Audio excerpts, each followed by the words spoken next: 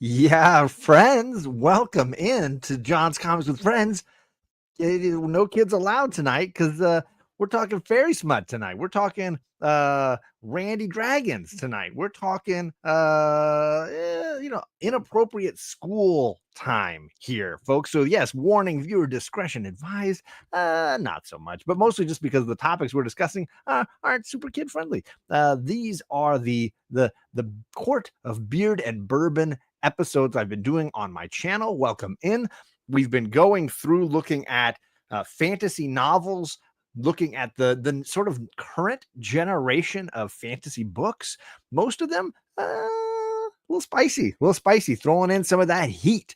And we've done a bunch of Sarah J. Maas's work, and most recently moved over to writer Rebecca Yarros. And tonight we're doing the second installment in her series. We're doing Iron Flame. This is part of that Fourth Wing or the Empyrean series. And I'm talking about me and the other member or charter member of the Court of Beards and Bourbons. What's up? Charter member. I like that. I mean, it's right. I like that. Also, this is where it all began. Also, is this your first live stream with the new brand? It is. Did you see the intro? I did. And I'm like, you know what? It's special. It's special that we get to be here.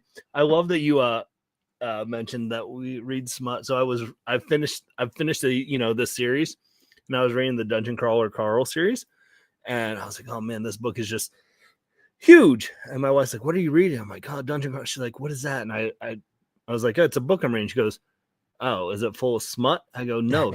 And then she goes, so why are you reading it? I was like, what? I was like, what does that even mean? And then she's like, well, I meant like, is it for your book club or are you just reading it for fun? But that's what I've fallen into now, is she just is like, oh, why are you reading this if it's not smut? She's judging you. She's got this judgment. Yes. And speaking of judgment, oh man, do we got someone who's judgy? Oh, you mean our guest backstage? Yes. Continuing the discussion around Rebecca Yarros, we have partner in crime, JP Budget Collecting. What's up, JP? What's up, fellas? What's going on, buddy? How's it going? I'm ready to talk smutty dragons. And, yes. Yeah.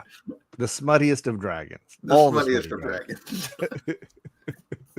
Also, John, before you hop in, I should let you know, you almost caused a fight in the Osborne household this week.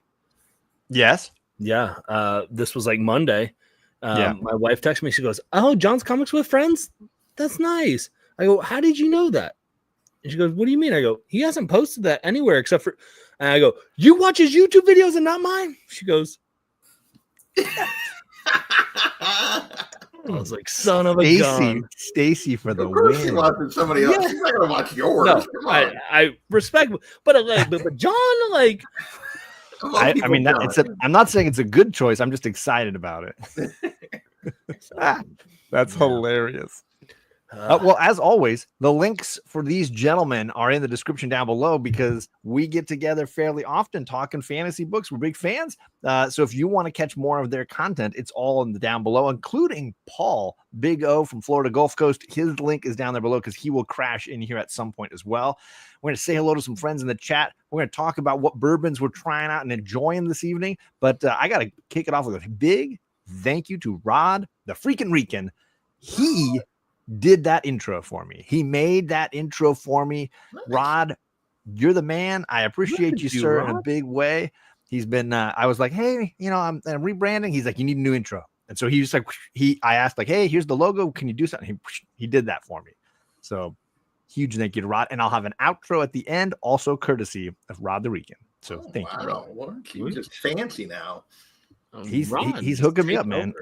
He also made a really killer one for himself, including a brand new logo. If you got there in the neon light, the Rod the Rican logo, really cool looking. So thank you, brother. I appreciate you, friend. And we got Super Russ 9000. Russ, good to see you, Russ. I hope you're that's not Saturday. I'm used to doing the show on Saturday. It's a Wednesday. Yeah, it's like Fridays or Saturdays. It's normally like it's weird to do the bourbon and.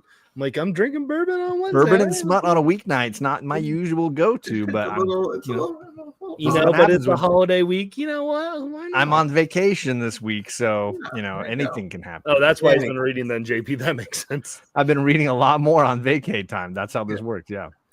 And we got Rob Boswell in the chat. What's going on, Rob? Good to see you, buddy. Hope things are going well on this Wednesday. Yes, it's Wednesday. All right, so yes, this is the Court of Beards and Bourbon. A bunch of bearded jamokes sitting around reading fairy books, talking about fantasy stories, and enjoying some bourbon. I'm going to go first tonight. My wife got me some Bullet bourbon. So this is I've only tried their rye before this, so this is my first time really. Let's start the second time enjoying this. This if this is your first time, you've been hitting it already. I have, yeah. I put a dent in it on one night last week, but I'm trying it again tonight. I will say I like it more than the rye. I'm enjoying this more than the rye so far.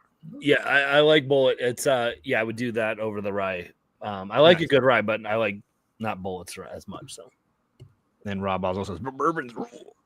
There you go. What about you, Greg? What are you sipping on tonight? Anything? I know it's a weeknight. I haven't for a while, but I'm bringing out some bourbon. So it's some Jefferson's bourbon, not the fancy Ocean Reserve or anything. It's just straight up Jefferson. So okay, I don't think I've heard of it. I mean, I feel like it's, I don't know. I feel like it's more than out in the Midwest, but yeah, I feel like I've seen it most places. Normally, it's like that. They got the one that's like they put on the boats in the ocean. Yeah, that's the Ocean Reserves that they do. People, like, so there's you either love that or hate that. It's, I think it's generally that's their whole thing. Is like outside their main one, they have basically a cast that they put on a boat that then sloshes around, and it. So you should you're supposed to get stuff. See, Big O knows what's up. So yeah, Big O does. Big O is in the chat, and he'll be on the show a little bit later. His links are all down there. Thanks, Big O. Good, appreciate you, sir. But yes, Rob says I need to do the single barrel cast. Ooh. All right, I've seen that. Add that to the list. We got Ian from Strange Dog Comic and Wrestling. What's going on, Ian? Good to see you, my friend. All right, JP, what is it you're drinking tonight? A little Russell's Reserve single. Ooh. Okay. Nice. We have a little a little diverse selection going on here tonight. Everybody's got a little something. Awesome. Yeah, Rob's right. I'd say Jefferson's middle of the road. Nothing flashy, but nothing for basic price point. You're fine with it. So gets the job done. Yeah, it gets the job done. There you go. All right, so tonight, as I mentioned earlier, we're talking about the second volume of the Empyrean series. This is Rebecca Yarros and Iron Flame comic head. Volume number 1 was Fourth Wing, which is an incredibly popular volume 1. Very much everywhere I go these days, I seem like I catch somebody reading Fourth Wing somewhere at the beach, whatever. So this is part 2. There are 3 volumes published so far. The third volume just came out in January, so it's very much a new published book. Onyx Storm, I believe, is the title. Yes, I have not started reading that one. Both of these gentlemen and Paul have read the third volume, so hopefully we won't trip them up into spoiling anything from the later book. I'm planning to spoil everything from the later book for you tonight. I did have to I had to do a hard look of where did it end this book, so I can okay, yes. I have an idea. I might still spoil, but you never know. All right, we'll try to keep it safe. I don't think so. I think we'll be okay. I think we're okay. I think we'll be fine. For people that don't know, there's a playlist of all of these reviews that we've been doing, but the last one was the first book in the series, Fourth Wing, and we all seem to be very positive, feel very good about that first volume. We liked the universe, felt like there was a lot of potential, some good twists, a couple of characters we really liked, maybe not all of them, but at least some of the characters we really enjoyed. So I guess my question to kick us all off, Greg, how do you feel Iron Flame compared to Fourth Wing? Were you happy with where this went? Was this a successful part 2, expanding, building, or did the wheels come off for you?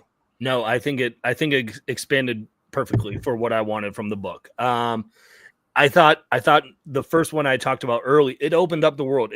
Rebecca does a really good job of world building and getting you captivated into these, different characters really quick, I think. And we just got more layers here to this, and I really appreciated that in this, and kind of some of the routes that they take it. without going into anything, I think there was some moves that needed to happen that happened that I was like, okay, I like where this is going, so it can expand on the story and we don't get stuck feeling like we're spinning our wheels here. So I thought she did a good job of moving the story forward and adding some, character development that I liked. So yeah, I was in. All right, JP, how about you? How did this compare to the first volume for you? I think I still like the first volume better than this book, but I think it does a good job of taking what we got in that first book, expanding on the universe, as Greg said. We get a little more, we get to see a little more of the world. We get to meet some more people. We get to, like, as Violet's world kind of expands, we get to kind of expand with her and her understanding of what's going on and what we saw at the end of the first book and how, what is going on with their government and how they kind of are trying to walk this line of, that Violet is in the rebellion at this point as she comes back from, and then just the fallout of all of what happened and how they're trying to move through it. I think it does a really good job. I like my biggest qualms with this book, and it's really with this book, is that, like, the timeline here seems so ridiculous that all this happens in like 6 months. Like, I feel like she wrote, like, it was my one thing is, like, she wrote, like, oh, I'm going to write 3 years in school. And then she realized she really had 5 books and it should have been 5 years in school. but so we only get a half a school year here, but, right. But yeah, no, otherwise, I think it does a great job. I think it does a great job of introducing us to new characters, building on the characters that we got, and really helping us with Violet's journey. So yeah, I really enjoyed it. Yeah. Nice. I guess I'm somewhere in the middle between the two of you. I did feel like this was a slightly superior book to the first one, but not like leaps and bounds. It did expand the universe nicely. There were a bunch of things that happened that I wasn't expecting, twists that occurred that I didn't think I was going to get. And it also, I guess to your point, JP, it did feel like it accelerated. Like it really moved forward faster than I was expecting it to move. I was expecting maybe the traditional, or at least what was hinted at in the first book was this is going to cover her 3 years at school. Yeah. And they pretty much throw that out the window almost halfway through this book. And they're like, no. We're going to go in a slightly different direction.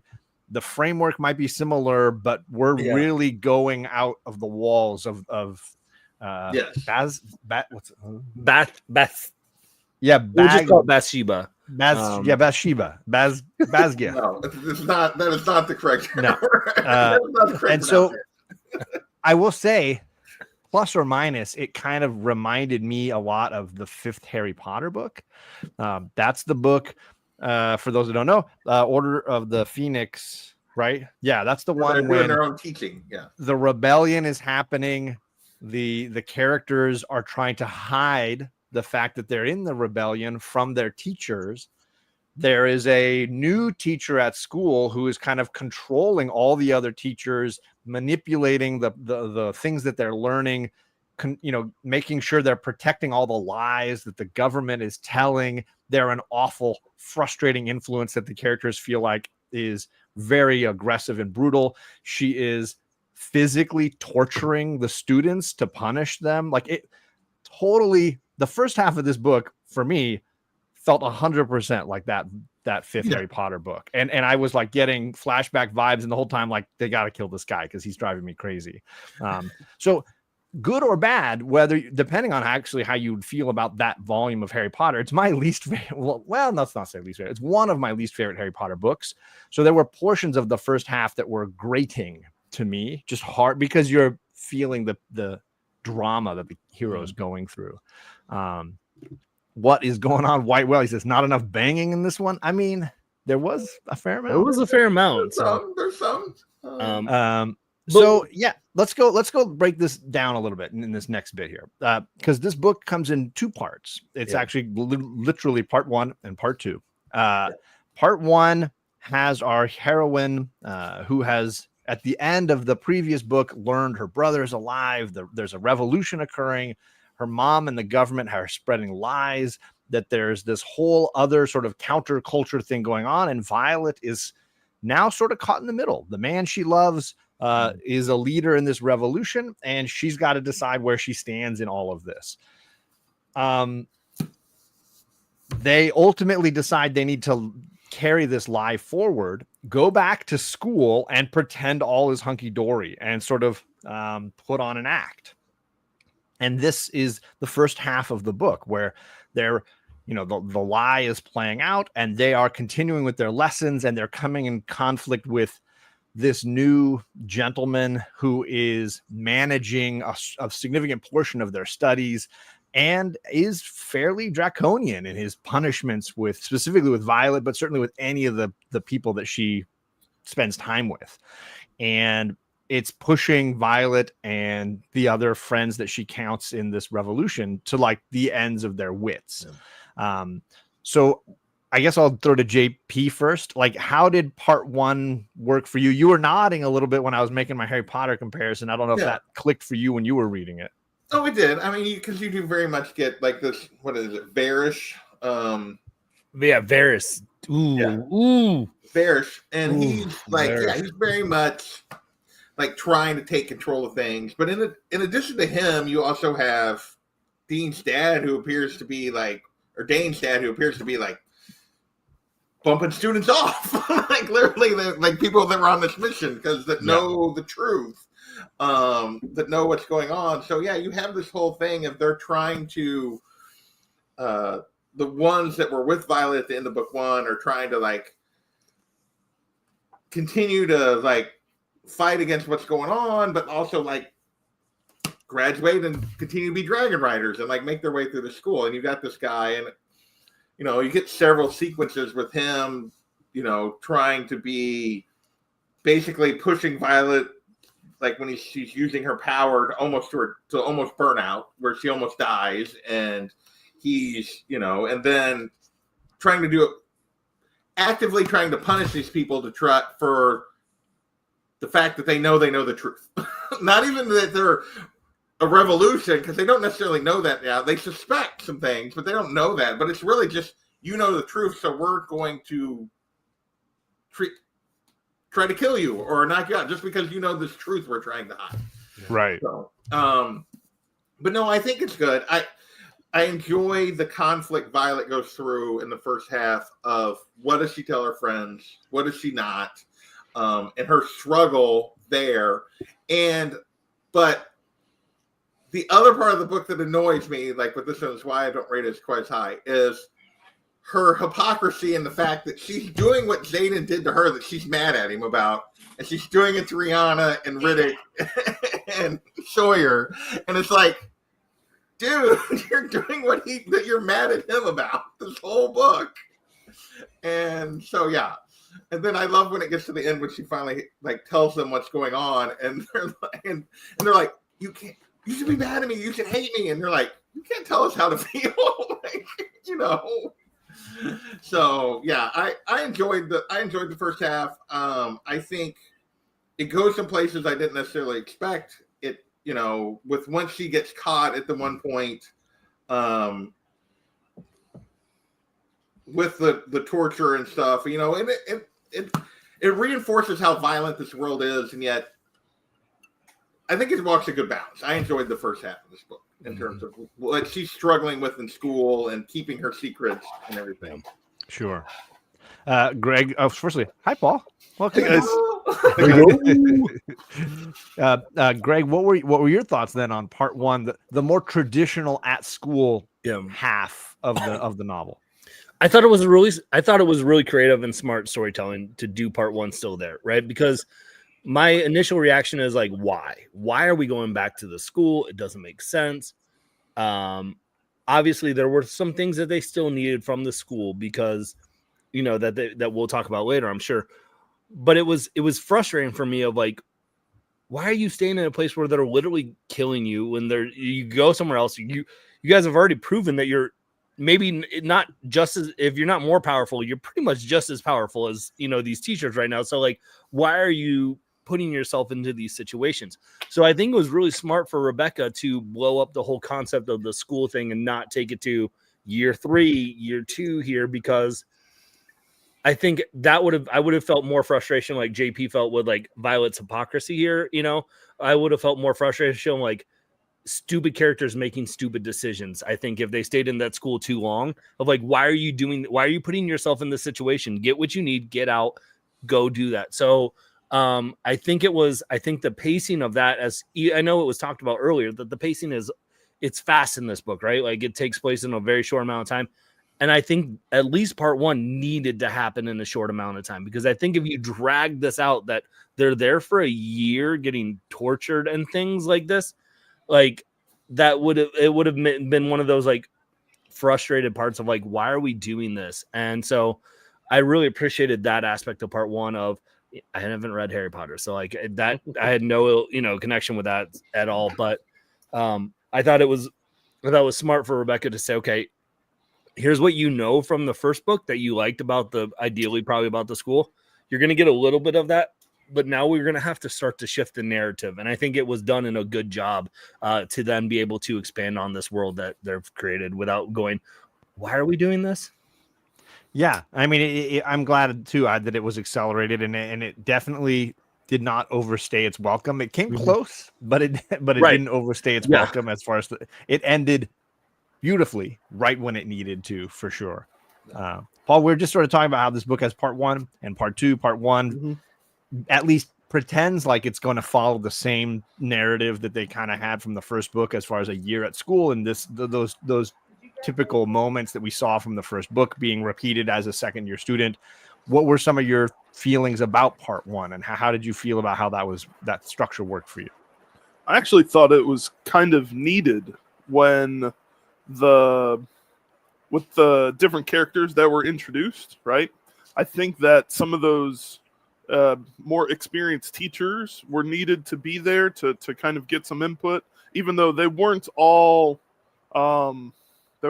good influences. We still needed that kind of perspective as it starts to pour in and I don't know if you guys can hear that in the background. No, it's not too bad. No. Okay. I really like the new characters that they came in from the school, and I think they played such a pivotal role throughout this book. And I hope that they continue to play that kind of role, kind of deal, throughout the rest of these books, because there was definitely some good intrigue I felt from new characters, and that balance of not learning any. Like I agree with Alec. Sometimes it's hard for me to root for Violet when stuff is happening, like not remembering everybody's name, like all of these new people's names until they've gotten a dragon. That's such a fine line for that character to follow. But it's needed sometimes when you're in that realm of so many people just die, right? That's one of the nice parts about this series is like the Yarros is not scared of killing anybody. Yep. Anybody's fair game, even if you've grown attached to that character and they're a pivotal part to everything. They could be gone in the next page, and that we see that throughout this book and throughout the first book as well, so. Fair. I enjoyed that first half of the book, part one, because of those new characters, even though we get new characters in part two. And, the world building, I was listening in as I was getting back home. The world building is so good, and there's so many just levels and layers, like Greg had said earlier, like the depth in this book. I can't see why it's not such a good book. Like it is well put together. Building that world out. So I like it. Sure. What's up, Kenneth Bird in the chat? What's going on, Kenneth? For me, part one I struggled with part one a little bit just because of some of the Violet tendencies that were a little repetitive and a little bit like you're just arguing to argue. Like it felt, and Harry has those moments in Harry Potter too, where he is just kind of like grating to an extent where you're just like, come on, Harry, like get yourself together. But admittedly, they're young, they're kids, they're still he's much younger than Violet, but like they're still maturing, they're still growing, they're still learning. This is a big time in their lives for both of them. I obviously hated Varish, and I was very much frustrated with that character the same way I was with Umbridge in book 5 for Harry Potter. They're both quite frustrating characters to deal with and to be around, but in that way, successful antagonists who work within that story structure. But I'm glad he doesn't overstay his welcome, because it was getting there. I was getting to the point where I'm like, I don't know that I can do a whole book of this guy doing this crap, and thankfully, I didn't have to. The dragons have an interesting storyline going on here too, because for those that don't know, Violet has 2 dragons that are paired with her, and one of them is a youngling, a very young dragon who is learning and becoming, and spends basically this volume, this part 1, off in the hatchery, like growing and maturing, and in the dreamless sleep, I think is what they call it. Yeah. And so for the most part, she is kind of left dealing with, like, I don't know what's going on with this dragon. She's getting punished at school because her dragon doesn't show up. So apparently she gets punished for their attendance. And then her dragon, her primary dragon, is paired with her boyfriend's dragon. And they can't be apart for more than a week or 2. And as a result, there's a lot of drama around, will they, won't they? How do they get together? Varish is standing in their way, often throwing in, trainings that occur right when they're supposed to be together. So I was curious your thoughts on how they use the dragons, all the different dragons in this first book 1, this part 1. So Paul, I'll let you go first. Like, what are your thoughts on how the writer is using the dragons in this first part? I think throughout this first whole part, Taryn is still one of my favorite characters. Like, I just feel like, even though we don't get him as much, that grumpy background kind of, not father figure, but that mindset of, this guy's been around for a while, he's experienced, he knows a thing or two. He's still not giving all of the information that we always want, but man, he's got good one-liners written throughout. And, I really enjoyed the dragon aspect of things. Even though we don't get Andarna as much, it's still good throughout this first half of the book. And then second half, when we start talking about that, I think it picks up a lot in that second half with those interactions. And okay. I really liked it. It's hard to argue with this comment. Very well said. Yeah, frustrating because they're obviously getting in your hero's way constantly. So Greg, how about you? What are your feelings on the way that they're using Taryn and Andarna and Sigale? Yeah, well, I think it does a good job too of the tension, right? Of the balance of trying to be loyal to your riders, but also, like, dragons are superior to the humans, like, and so how much do they bend to the will of the humans and things, and how much do they let the humans push? And so there's that moment right at, in part 1 still, where Tarish is like, just as Alex said, a good slap to the face to Varish, is like, listen, Varish, you're stepping out of line here. I'm gonna kill, because it was kill his dragon, right? Like, neck on the dragon. Like, it comes to a head when he's ready to torture Violet again, and her main dragon Taryn comes up with a solution, right? And he's like, basically, like, pees his pants and is like, let me bow down to you. Which in sight is what, in hindsight is what you want the dragon to do, right? You want the dragon to say, like, stop trying to push around. Like, I can not only kill your dragon, I can kill you. Like, I am the alpha dragon here. Stop messing with my rider. We all know that just meant that he's going to then mess with the rider even more. But it still needed to happen for Taryn to say, like, hey, listen, like, you need to know your place. And he's a dumb character who doesn't know his place, which sets it up for great. So I thought the power dynamics of the dragons, right? And you have a very much of a father, child relationship with Taryn and Adrana or whatever as well too, of like, Adrana's trying to figure out her place in this dragon world as well as Violet is. And so Taryn's kind of like the overarching, like, I'm guiding both, but I'm guiding both, like, young childs in this from different areas, right? The human world and then also the dragon world. So I thought it was an interesting perspective. And you then throw in the the struggle of, being pulled away in those long distance relationships and how does that work? And, and then you've got freaking Varys causing shenanigans of trying to keep that longer than the 2-week span as well too. And so I thought it was an interesting tension there too, but I thought Taryn is great. Taryn's the best. So yeah, and used really well. And that scene you mentioned with Taryn sort of taking control was easily, I even messaged all of you guys in that group chat. I was like, that's the scene I needed, like so deeply in my soul. Because for those that don't know, like if a dragon dies, the rider dies too. So, which is how Liam did in the previous. Yeah. Right. Yeah. No, is it the other way around? If it's no, you're right. No, you're right. If the dragon dies, that's why he had his Taryn is basically saying like, I'll kill your dragon and then you're hosed, like you're done, like, or I'll maim your dragon so it can't fly and then you can't be a rider anymore. Yeah, so because dragons still can survive without their rider. Sometimes. So many times, right? I think there's something where it's only so much. But we see that later in with Varys, of where it does.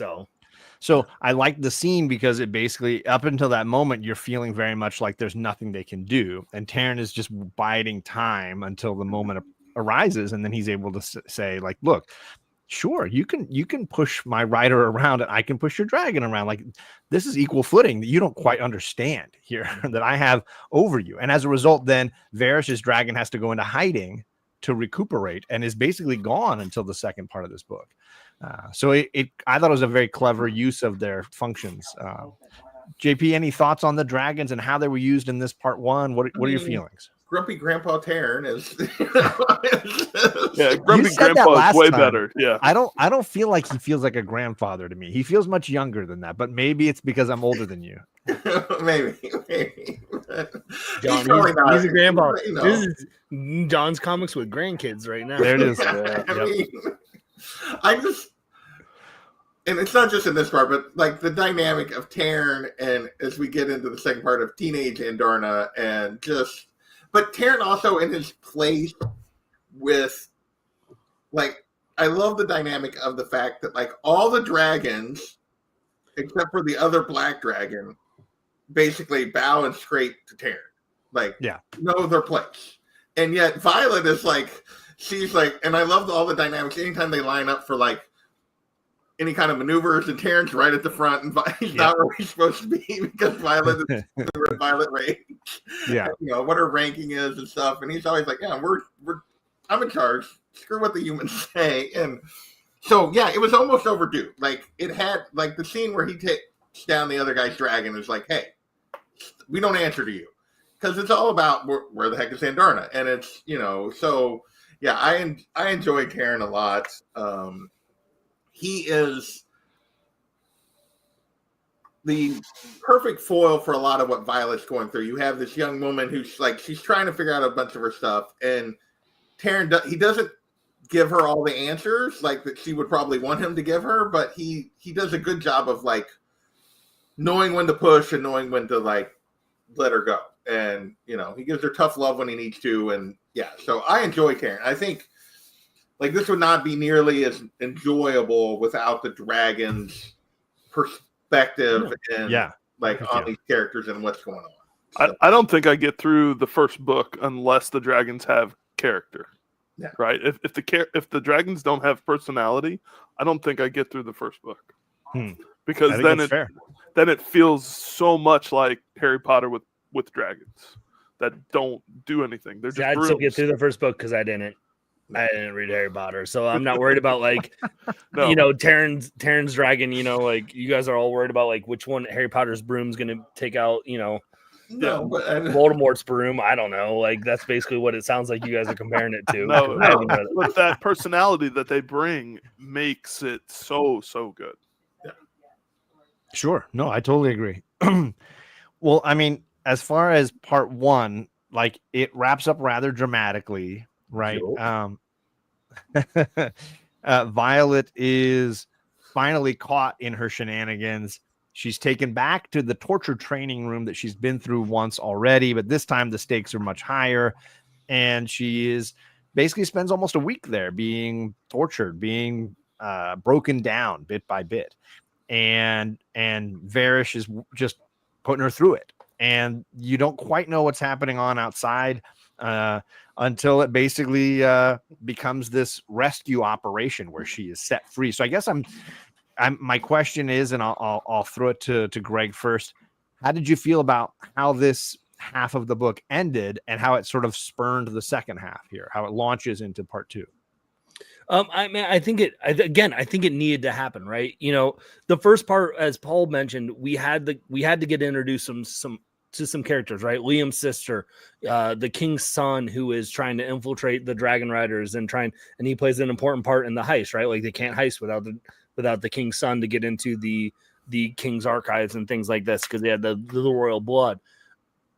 I think it was a necessary movement, right? Because you had the character shifts of beating your head against the wall of like, Violet, why would you stay in this situation if you did get out of this and it didn't turn drastic, right? And dramatic there.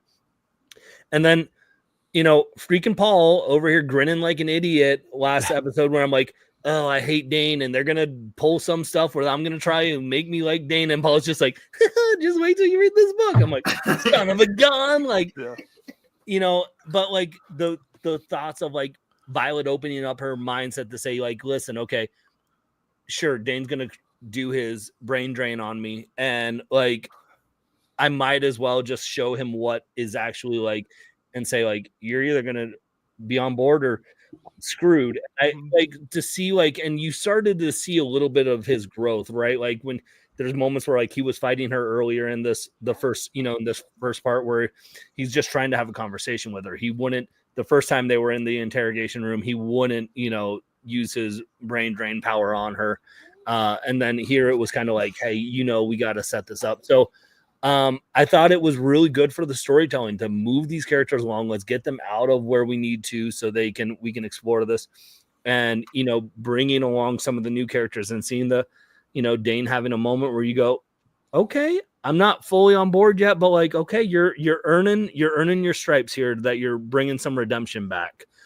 Because he's also a kid too, right? Like doing what he thought was right for his father, of like, well, all he sees is people, when he saw the memories, is betrayal, right? So he's trying to do what he thinks is right, whether it's, whether it breaks trust or not. But you start to lose a little bit, like JP said, of like, man, Violet just is very hypocritical throughout this book too. So you're kind of like, these are college kids still like making dumb college kids decisions. And quite frankly, if they all made smart decisions, it wouldn't be a good book. So like, you gotta have a little bit of that tension and drama anyways. So. That's fair. That's fair. Paul, what about you? How are you? Obviously, to Greg's point, Dane getting the opportunity to basically be the front line rescuing Violet. And then, of course, Xaden coming in and all her classmates who were leading, revolts throughout the school. How are you feeling about how part one wraps up? I really liked the way that part one wrapped up with bringing in those some of the smaller characters too, like Jasenia. Like, I don't want to leave her out. I thought she was, got a little bit more of a glimpse of her kind of perspective of things from a non-writer viewpoint, was super helpful in the whole heist aspect, and then them getting caught. But it was really, I felt as though we needed one person to be that either they were really good and they turned on everybody, or we were questioning them like we were Dane, and then it's like he showed up. Like he showed up when it counted. So we needed that to happen in order to get that good transition. And I'm glad that it was Dane, because like Greg was just saying, they're all just super young and naive, and they don't know any better half the time, and they're just figuring it out as it goes, is what it feels like to me. So that gave him that opportunity to be a character worth wanting to keep around, right? Because there are characters there's like, why are you still around? Why did you stay? Right? Why is this person still here? And there's a reason that he was still there, right? It was worthwhile, I think, to transition from, okay, this went down, what do we do next, kind of deal. Yeah, makes sense. JP, how about you? Any thoughts on how part one wraps up? So yeah, I mean, I think part one is like everybody's talked about was necessary for it to move the story. They had to go back because it was basically like 6 of them. They were on their own. They had to go back in order to like have the opportunity to convince other people of what was really going on. And like through this, the way this plays out, they're able to like basically steal more than half the school. They end up, when people learn the truth of what's actually happening here. And in terms of Dane, I think like I found it interesting. Like I didn't like Dane in the first book, but it was really just because he failed to he was so overprotective of his friend. He failed to see the growth Violet was going through. He failed to see Violet for who she was instead of who he remembered as a kid, like his friend as a kid. And his big mistake is he trusts his dad. Like he trusts his dad over everything else. When his dad tells him this is what's happening, because you see he doesn't Violet assumes he knew more than he actually did. And you see that when they have their little fight and that kind of stuff. And he's just trying to talk to me. Like he doesn't, even though he violated her trust, he did so. He thought he was doing the right thing because he thinks he listens to his dad that saying these people are bad people. And so he has not, so when he's finally sees what's really going on, he stands on the right side, which is now how long it's going to take others to trust him and whether or not he can make the full journey, right? You'll have to see as you move forward. But yeah, and then in terms of, but really it was, you had to have this break at some point. The situation was not tenable, where they were at in terms of what they were trying to go through, what they were being, basically being hunted. And with everything that was going on outside the borders, all the lies, it was not tenable. It had to come to a head. And I think the way Rebecca brings it to a head, the way some of the dragons are honest with their riders when it all comes to a head, and some of them are not, is super interesting, in terms of, who chooses to go and who chooses to stay because of what their dragons tell them. And it's I think it's handled really well in terms of the way they wrap this up. And, it's a satisfying end to Varys. But I will say, those couple of chapters where she's seeing Liam are just oh God, just when she's being tortured and she's in her mind, her defense mechanism is Liam is the one standing there supporting her. It's not Zayden, it's not anybody else, it's Liam. Yep. And that was, I thought that was really well done. Yeah, for sure.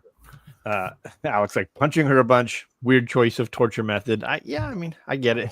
But they're also depriving her of, food and water at different points, breaking her away from her dragon by drugging depriving her of her connection to the dragon. I agree with all of this. I love the bit you guys have touched on a little bit where they basically have Dane, call all the students out and allow them to know the truth by connecting the memories that Taryn has with the other dragons so that they have knowledge of kind of what went down. And then the dragons communicate with their riders whether or not they want to share that truth, because there is a division even among the dragons as far as what people should know or are ready to know. And so in the end, a large portion of the current students at the school join with our heroes and flee the safety of the wards that are protecting Navarre, this area on the map where our story primarily has taken place to now. And they go to Zayden's home, which is outside of the wards and sort of on the backside of the battle, where this battle is waging between the humans that are outside of the wards and these coming monsters and their beasts that they ride. So the second half, part 2 of the book, primarily focuses on how they need to keep their training going. All these young kids still completing their college credits, and how they need to create new warding systems to keep the monsters at bay. They have these wyvern beasts, and they also have the what do they call them again? The villain monster. Venom. Yeah, yep. The Venom, which for me give me vampire-y kind of vibes, creepy bad guys who infect and create new minions everywhere they go, basically. And so our characters are now basically on the front lines of this war, trying to both be students and back up the wards and protect them. So you get a little bit of everything. On top of that, they're also mixing with the humans on that side of the wards that they've been fighting for so long. These humans who ride on griffins, and now they've got to try to kind of make some sort of peace and unite these two teams. What are your thoughts? And I guess I'll go to JP first on these Griffin rioters and the ways in which the second half is really built on, frenemies, I guess you'd say. Yeah, I mean, you get to see the other side of, like, Navarre's been like, oh, our enemies are this, and all these people have grown up that these are the bad people, or these people outside the wards that are fly on the griffins and everything, and they're forced to, for survival, to, like, no, we're the enemy of my enemy is my friend, and you see a complete lack. I mean, initially there's just complete lack of trust between these two groups, and even when they go to, like, get what they think they need in order to, like, make weapons and defend themselves and everything else, they go to get this luminary thing or whatever, and the guy who's, like, sort of in charge of the Griffins, like, basically it's kind of a trap. He, like, sticks a venom on Violet, like, right in front of, and so I will say, before we go too far, I'll come back to it. At some point, or something you skipped over, I want to come back to. But go for it. Just go do it now. Do it now. Like, I just want to say, like, when they all, like, leave, and everyone finds out the truth because they dump all the wyvern at the border and everything, and the other riders start coming to them that were, like, older riders start joining them as well. The fact that you didn't spend time on Mira and Brennan's, like, reunion, it's like maybe they gave you a little bit. They gave you a little bit. Like, maybe my favorite scene in the whole book, because I love Mira, is that she walks out, she realizes her brother, who she thought's been dead for 6 years, is alive and been hiding from her, like, hiding the truth from her. And he's like, wants to give her a big hug, and she just punches him in the face. It felt such a real moment, though, right? Like, it's a real moment. Like, because I feel like so often you're like, oh my goodness, you've been dead. Like, I thought you were dead. Like, oh, let's hug it out. Like he thought, and she's just like, you freaking been lying to me for 10 years. Made me think, like, you're like, something like, if I'd done something like that to my sister, she totally would punch me in the face. Like, it felt real. It felt real. Yeah, it was one of the most real moments I felt like in the whole book. So I just had to, like, when Mira joins them, like, goes, like, because she's, like, apologizing to Violet, I should have believed you, I should have listened, and then, like, Brennan walks out and she's like, what the? And he's like, hey, sis. And she's just like, wham. Yeah. But it also kind of highlights the, like, little warring factions inside of this new union that's being built, right? Mm-hmm. There's, Brennan's been leading this revolution with Xaden. There's the riders of other clans who've been thinking that their enemy is the Dragon Riders and Basketh. And then we've got all of our new characters who are new to the revolution, trying to figure out how they fit into all. And all of these groups don't necessarily get along very well.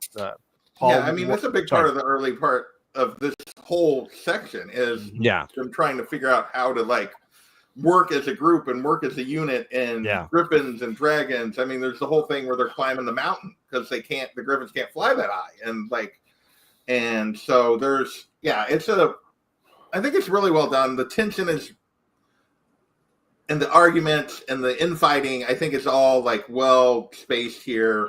Obviously, we get introduced to several Griffin riders, including Kat, who was Xaden's betrothed at one point that Violet has to, like, deal with, and we get an idea of, like, how that works, how that relationship works, and how it's different than with the dragons as well. So, sure. So, Paul, any thoughts on these groups coming together, how they kind of fit, and how did this portion of the book work for you? I really think that the tension from all of these different factions, like JP was just saying, everybody's coming in from different perspectives, really build to the aspect that they've got to find a way to get past their past, you know, in order to survive. And the sooner that they realize that, the better, right? They've been lied to for so long. And it's more so the Dragon Riders, the Navarians, right, that have been shielded from all this, that have been given, you know, the politics in the background is starting to show up with they're learning the truth. And you know, I wish that we got a little bit more of that in this book, because that really is the driving force. And the more people that recognize that they were wrong for so long, the easier it is for them to realize that, okay, I've got to be working with these people. We've got to figure out how can we coalesce and get everything as one, because the sooner that happens, the safer they'll be in the long run. And I wish we got more dragon politics too. Like you said, from part one, a lot of those dragons didn't reveal all of the truth, and a lot of them did and told them everything. And that's why we had so many, you know, kind of going back and forth with how many came with into part two. Well, I think up to now they've shielded us from a lot of what's really going on the dragon side of things. We only get like a filtered version, right? I think the dragons know way more of what's happening and what the end game really looks like, and I wish that we got more from it. But Grumpy Terran doesn't want to give anything away just yet because Violet's still so very young and not young and like it's young and inexperienced, right? I always talk with my daughter about, you know, the volleyball age, right? Because she plays volleyball. She's only like 3 or 4. She's only been playing 3 or 4 years, so she's way young compared to, you know, another, you know, 16-year-old that's been playing for 12 years since they've been 4, right? So her volleyball age, like Violet's age, dragon age, so to say, is like a year, not even. So I as Terran, I wouldn't give her all of the information yet either. I'd give her bits and pieces to keep her safe, you know, but I wish we got more of that. I wish we got more of that info in the background because I think there's more there. Sure. So for me, Greg, some of this second book drags a little bit. There's definitely a lot more downtime and a little bit. How did you feel about how, as these teams are coming together, the pacing of this portion? For me, it was a little more inconsistent. Yeah, well, the first part was so nonstop, right? Like it was boom, boom, boom, and then they almost like pulled themselves out of the threat a little bit, and it went from like almost a reverse of a Sarah J. Maas, right? Like we're always like the last 100 pages are always buck wild, like hang in there, like gets there, right? Like this went like the last 100 pages of a Sarah J. Maas book in the first 100, first part. Yeah. And then it kind of pulled off on the gas a little bit to say, okay, now let's let these characters breathe a little bit. I will say, like, I think I'm okay that they hadn't given a lot of like the dragon politics that Paul wants, because I think like the only way you could do that is if you pull an Air of Fire and you have like different perspectives throughout this book of like the Dragon Council or like Terran. I definitely see that. A chapter where it's Terran and Seagull and Terran and whatever. And for whatever, those stories start to take me out a little bit when it's like, I've really appreciated the perspective has been mostly from Violet's storytelling point, and I think it allows it to flow for me, that it doesn't like halt of like, oh, we just get to a good part, now we're at another chapter where now they're having dragon politics. Sure. So like the only way I think you can do it is we get to learn it as Violet gets to learn it, and I'm okay with that. Then as a reader, I'm not getting to know more than our protagonist knows, right? Like we're kind of learning it as, I assume that's how we'll learn as with her, and who knows, Rebecca could pull a rope-a-dope on us here down the way. But I didn't find it like jarringly slower for me from that aspect. I thought there was enough relational tension, right? Like Kat and Violet of like you have the Betty Veronica without it like really a question of he's chosen, Veronica over Betty here, or whatever you want to say in this case, but like they're still having that dynamic that, like she's already having trust issues with Xaden. She's already having struggles with Xaden. You don't tell me stuff. And now you tell me this person that I met casually in the first book, is all because, right. She met her in the first book, right? When they did the swap. Yeah. When they did the swap at, first part of this book. No. In the first book, when they did the swap, wasn't she with the team when they did the swap right before they all got attacked? Catriona was not. Her sister was. Catriona's sister was. Okay. Yeah. She met the sister, but she met the sister first. Okay. Yeah.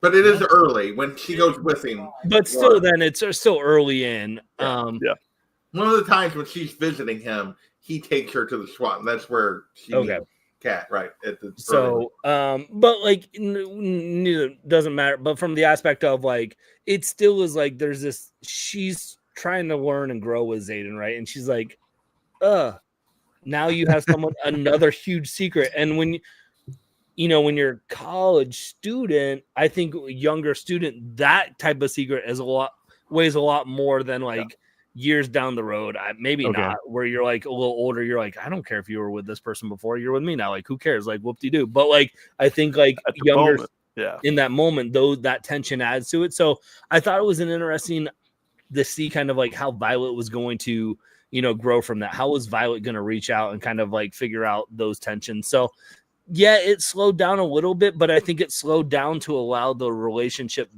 dimensions of these characters and, blending the two groups that are kind of like not seeing eye to eye. How are we going to merge together to take on the greater enemy? So I was okay with it. Well, and I'll ask you another follow-up then, because for me, and the next part we can discuss here is the relationship between Xaden and Violet is kind of a big part of certainly both halves of this book, but the book in general, but the second half in particular, because they're able to be together more often. And, she's still dealing with, the lies that she feels like he's told, the fact that he still continues to kind of keep her at arm's length about certain things, that there are truths he has not yet given out to her. I will say this portion of the book drove me crazy. Like I just was tired of it. After a short time, it didn't last very long where I was like excited about it, interested in it. Instead, it felt like just work your crap out. Like it got tiresome for me. Did it get tiresome for you? No. And I think no, because I think that's relationships, like to a degree, right? Like we were just talking about here, like Taryn is holding back stuff from Violet, even in this, dynamic.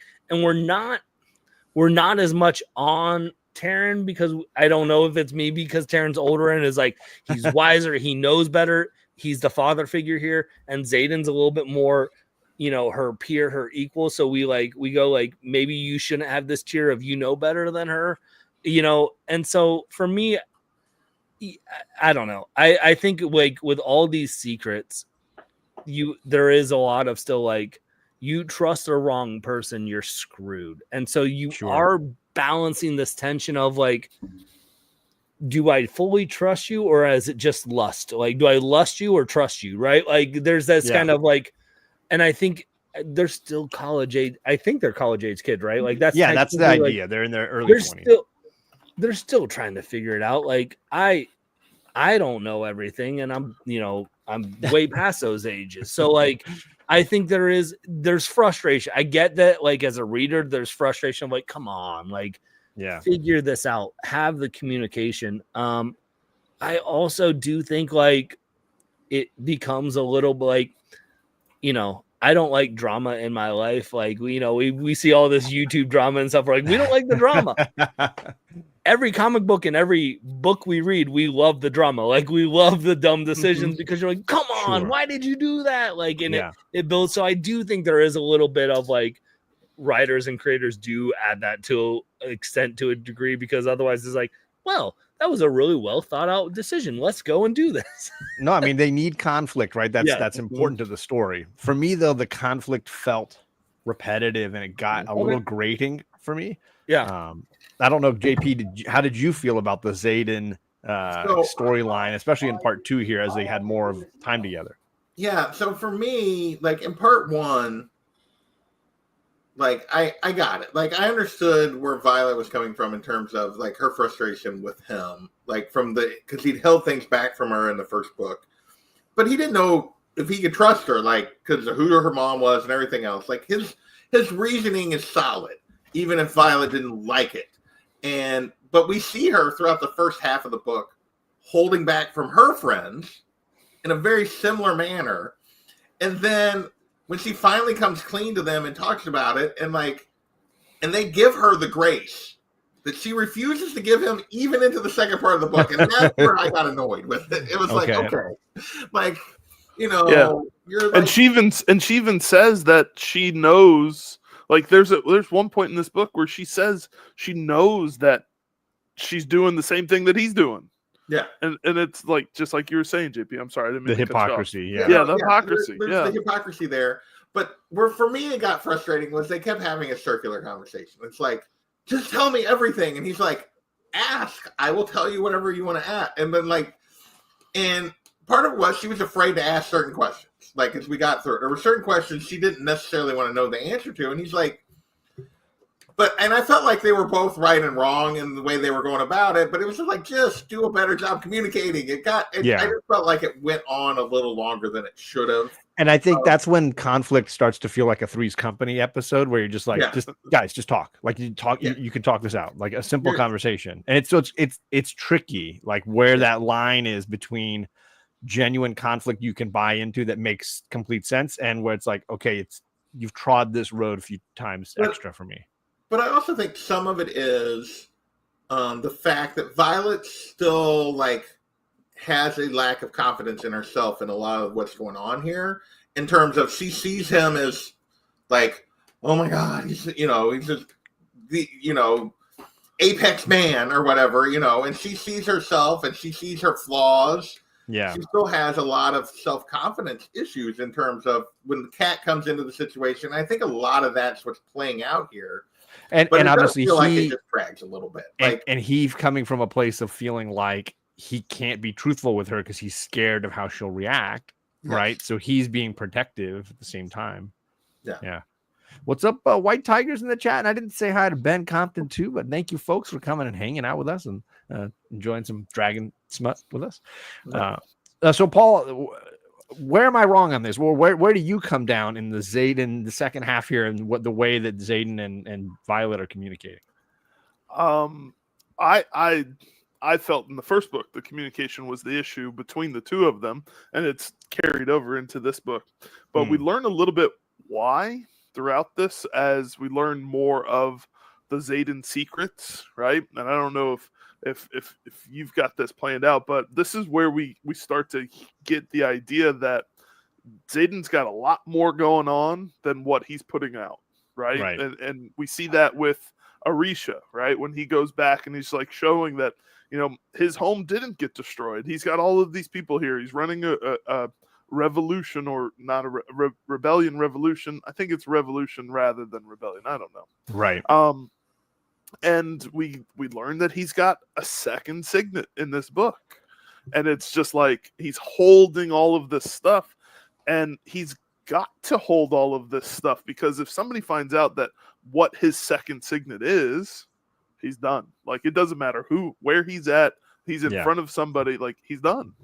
Right. And this is where we learn that, and we learn what type of signet it is in this book. So it's just he has to do these things, and she realizes it towards the end that he's had to do these things, and like in order to just still be alive, basically. Yeah. So, the communication will always be an issue between these two because of that mindset, but it does get better towards the end. It's always going to be an issue because like JP was saying, Violet still has that self-confidence issue, right? She sees Kat and she's like, she sees Xaden, she's like, wow, they're like both of them perfect 10s, and here I am sitting at a 6, when really it's not that. It's totally different than what she has in her mindset, at least. So it's interesting to kind of see the growth a little bit. There's some towards the end, but it's frustrating towards the beginning of the second part of this book because it is very repetitive. It's the same issues that they've been having, and we don't see that until the very end that it could be better. Yeah. But I will say, how often does that happen, right? Like even in real life, that like you both have, teens in your life where you're like, especially like you push and you're like, how do you not understand like who you are as a bird? Like, how do you not understand your worth? Like you are so much more valuable in this moment. Right. Like, but because of little things, no matter what they've accomplished or what they've done, there's little things and stories that they tell that they can't get past. So I do think there is that truth though to writing that from a young character standpoint. I think I'd have more frustration if this was a 30-year-old person rather than a younger adult. Because they're 21 and 23 or whatever. Right. I think there still is a lot of, no matter what they've accomplished, there's still a lot of self-doubt and like confusion of like, why am I not this? So I think there's a little bit of truth to that. Fair. No, that's totally fair. The other part of this second half here has to do with the wards and how they found there's a ward stone that could potentially protect this section of the map here, the section that Xaden's living in, but they have to learn how to activate it. And a lot of like lore, and this is the MacGuffin of the book, is really like these ward stones and how to protect the region. The ward stones in the other region protecting Basgiath have sort of been failing, and there's been little attacks that have snuck through, and so the heroes are trying to find a way to keep the venom at bay and the wyvern that have been coming along. And they're young, they're still learning. Some of the teachers that ran away from the school with them are trying to train them up, and some of the locals who've been leading the rebellion, I think it's revolution, but yeah. are volunteering to take over their training. So there's a lot of like learning trial and error stuff going on in this second half here. A lot of like failure on the job kind of stuff here, Greg. So I'm curious for you how you felt about I guess it's the school side of it, but ultimately like they're on the front lines. They're dealing with venom attacks. You talked about that bit going up the side of the mountain, or maybe JP did, where they're dealing with the wyvern right in person and having to fight them off. And then of course Xaden's going off and coming back like, oh yeah, I killed 2 wyvern today, like whatever. Yeah. Like, what are your thoughts on that sort of, trial by fire? I thought it's interesting, right? Because like they're still learning, right? So you still need to have the school aspect to a degree of like, not necessarily like an actual formal school, but they still have to learn. They still have to grow. But then you also have then we talked about young people often where they're like the lack of self-confidence. There is the flip side to this where they have the over self-confidence too, of where it's like, did you see what I just did in Fourth Wing in that book? Like I just dominated. We took out all of these things. Like I don't need to sit in your class. Like I need to go and I need to be on the front lines. And there are people going, what you did was great. However, pump the brakes. We still got to learn. We still got to grow. Like you still only shoot fire when you have sex or are mad, right? Like you still need to like rein that power in a little bit. Like you're still a wild card here. And so I thought there was a good of like that balance of like, hey, we need to still do this, right? Like we have these, the Gryffindor riders, coming in, joining up with the Hugglepuffs or whatever here. And, the Gryffindors have to like, they don't like the Hufflepuffs here. And so they've got to learn how to have these like, wait, which person has not read Harry Potter here? I was going to say, there's only one person that went to Harry Potter more than once. Well, you're throwing all the Harry Potter terms in. I love it. Well, aren't they like the Griffin Riders? Griffin Riders, yeah. Griffin, yes. Yeah. Gryffindor. So, and then I know there's Hufflepuffs. Or Hugglepuff.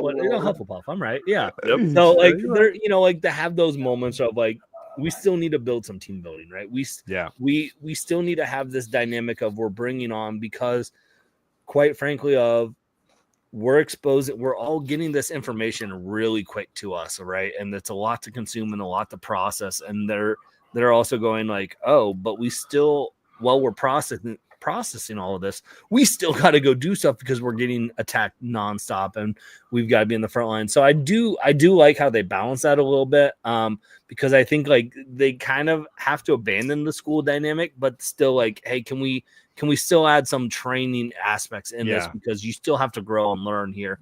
So I thought it was handled well from that aspect. Nice. What about you, Paul? When it came to this new version of the school and like the way they're training here and the activities that they're doing as they're, she's up there on the ridge trying to like strike the right rock with her lightning, what were some of your thoughts on the training thought they're all going through, I guess? I felt it was more efficient comparatively, whereas, when they're at Biscayeth, they're just trying to see who's going to show up, who's going to end up being useful in the end, kind of deal, right? The ones that fall off or aren't as good, they'll eventually get weeded out. Whereas when we're here at Orisha with all of the Griffin Riders and all of the Dragon Riders together, we start to see efficiency. It's like every single person is needed at this stage, right? They're all worthwhile. Doesn't matter if all you can do is read somebody's mind when you touch their forehead, that doesn't matter. You're an extra body, an extra dragon, you have worth. So I felt like the training was much more efficient once they got to Orisha, because they knew the big picture, or they started to learn about the bigger picture. And like all of the little things that they went through were important, right? Whereas, when you're at Biscayeth and we take Violet, for example, all Carr ever wanted was her to see how many times can you strike, how many times in an hour can you throw out that lightning, right? And then when we get to Orisha, it's not about quantity, it's about quality, Paul. Right, it starts getting to quality, exactly, where it's like, hey, you need tools to help with this, right? There hasn't been a lightning wielder in hundreds of years, so we need you to be, as good as you can be. So let's give you some tools. Let's give you some things that are going to help control everything, so that instead of just spamming, lightning strikes and hoping, you can throw it once and hit 2 or 3 at a time. And I felt like the training was much more worthwhile. And it felt more relevant because they're learning not only how to use their signet, but also how to work together, how to do other things. The runes weren't ever taught at Biscayeth, and they're getting taught at Orisha, and they end up being super, super helpful, in this big picture of things when we're talking about, getting the Wardstone back up and going. So I felt like the training montage, if you will, of book 2 was good, and I enjoyed it. It was a little slower, like we've all said, but it needed that little bit of a change of pace so that you could go a little bit deeper with some of the new characters again that you're getting in. You're getting to know Kat, you're getting to know her sister and the rest of the Griffin Riders, and the different aspects towards how they work compared to the Dragon Riders. So So JP, then real quick, Paul, can you do me a favor when you referring to the places? Can you just say the Dragon's School and Zayden's home, because you keep actually pronouncing the names correctly, and I have no idea what you're. So maybe the other solution is Greg takes notes. No, Greg learned how to say things. You keep calling Zayden's home something. I'm like, you're making up that word. I don't even know what that means. It's Orisha. It's in the book. Yeah, it's Orisha. It's in the book. Did you read the book, Greg? I did, but it doesn't make sense still. It's Zayden's home. That's good. Yeah. I mean, if the word is more than 4 letters, Greg struggles with it a little bit. He takes a couple of the consonants and then just crams them together. Too many syllables. Apparently. Well, JP, I was going to mention one of their training activities involves going into this cave, and they stumble across Varish's dragon, now like riderless and have an interesting battle there. So some of their trainings have serious consequences and can lead to some pretty dramatic stuff. We also get little by little Andarna the dragon, like she's able Teenage to Andarna.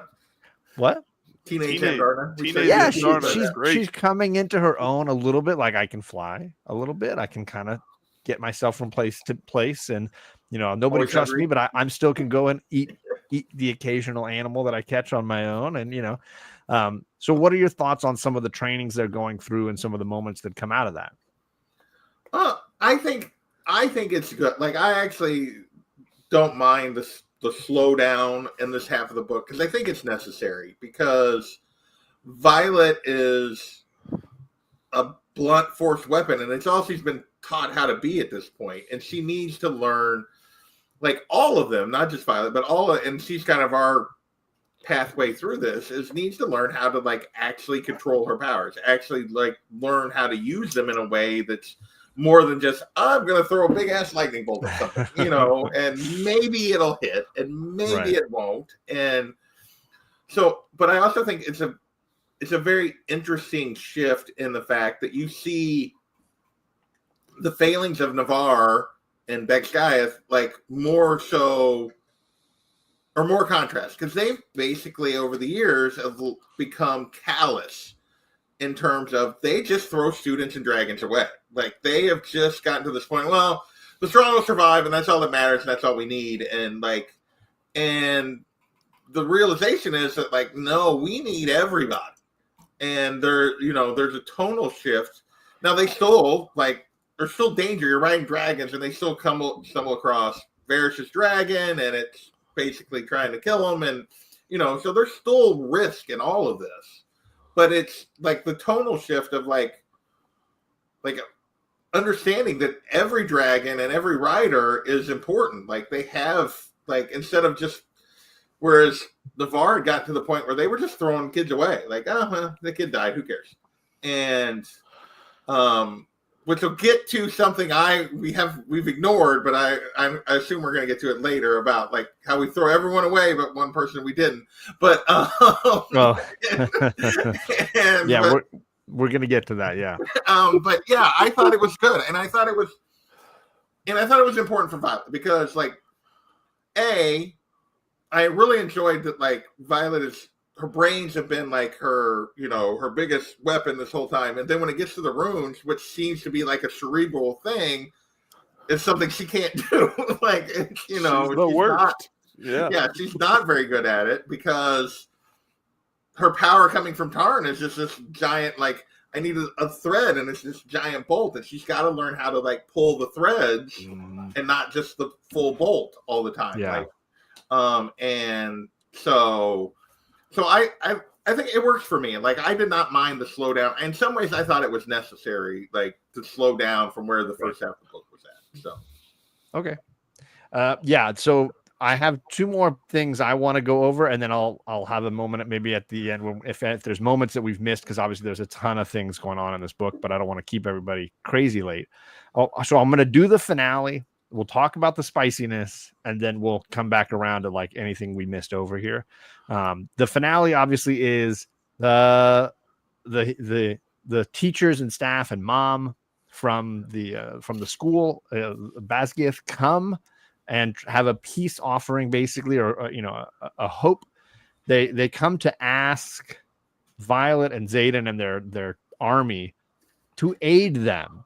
One of the staff members or teachers at the school has this ability to kind of see the future in some manner and can kind of predict things. And the view of the future is that they're going to be attacked at this one location, and that the rest of the army will not be there, and we're going to get our asses handed to us. But the limitations of that character's powers are they can't see any location where there are more than two of the rebel children, the children of the original rebellion.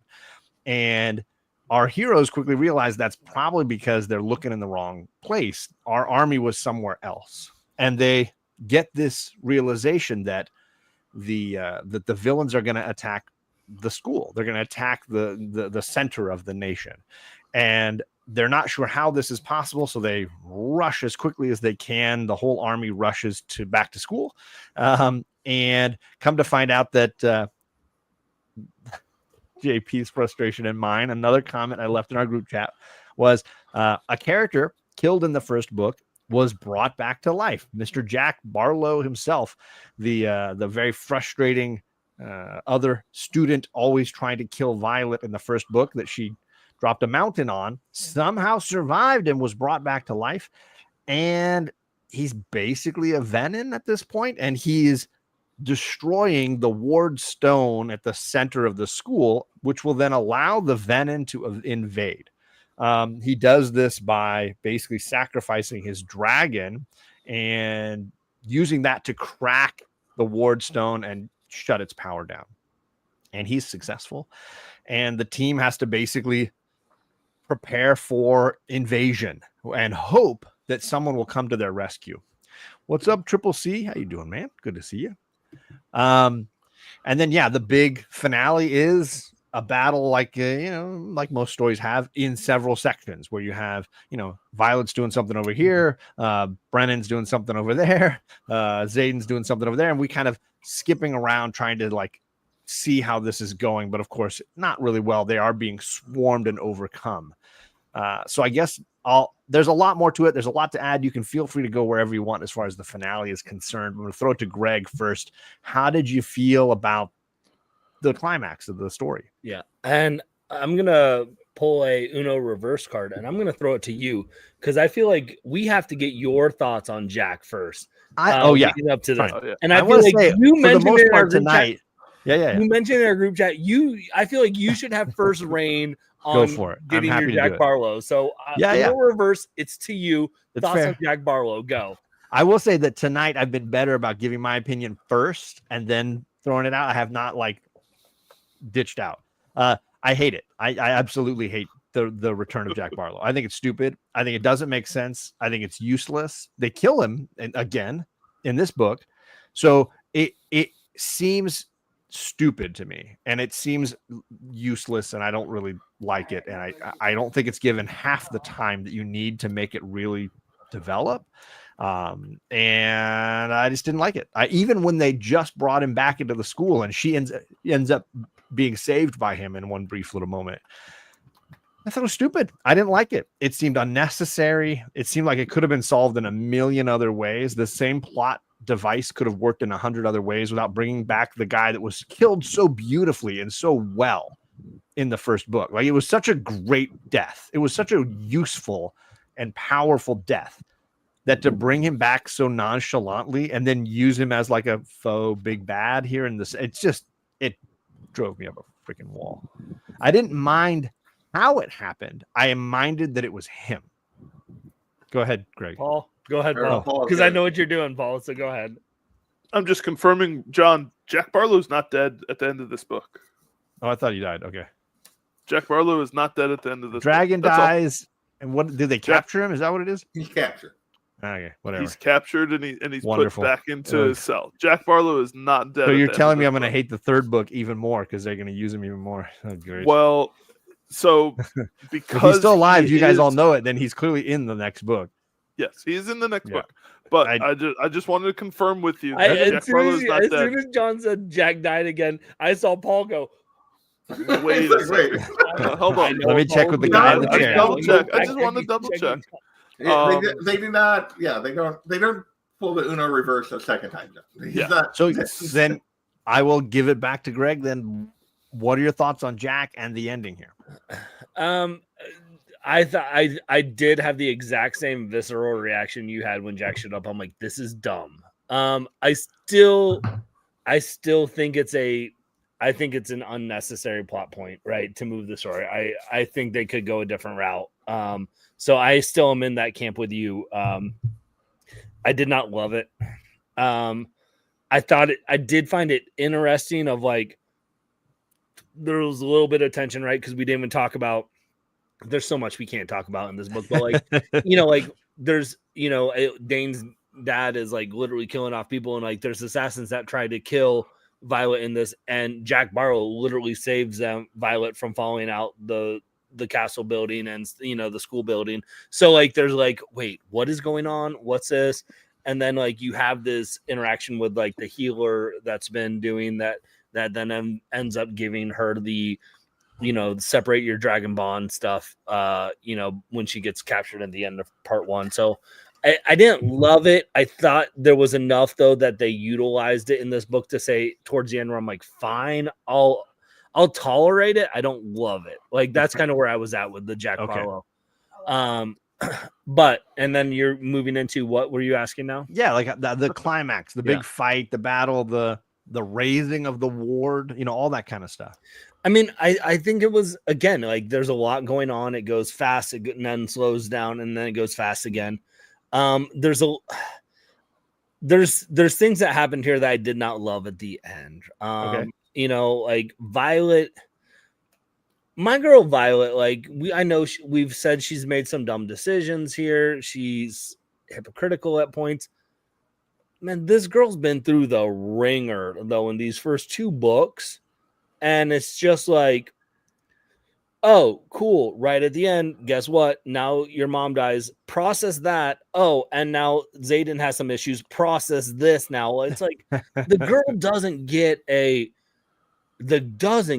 break where you just go, huh, all right. Like, so like her life doesn't slow down. So like to think she's going to, that's why I think I probably give her more slack. Like the hypocrisy that she deals with, because like all the stuff that's being thrown at her nonstop in this book, to then sit there and say, now you need to make rational decisions, because nobody makes rational decisions through their grief and pain, I think, anyways, especially then when you're younger. So I definitely give her more of a slide, I think, with my frustrations. I saw it in the chat with there's frustration with Violet and stuff. I will be honest, I love this book. I did not love how it ended. There were some things that happened where I go, I don't like this. What hit us? Like there's no spoilers held back here. We're in. I was okay with the mom dying to kind of move that story along. Yeah, like I was okay with that. I don't like the switch at the end with Xaden. Where he becomes Venom, yeah, Venom or Venom. We are Venom here, and like it's a 5-letter word, Greg. Then in. Isn't there an R? I thought there's an R in it. There's no R. Oh no. So, well, I always thought there's an R in it. I don't like it. I don't like what the name is. I don't like what it's called, and I don't like that Xaden makes this decision. And I think I was adamantly frustrated when I read that. I was like, this is dumb. And I slammed my book down.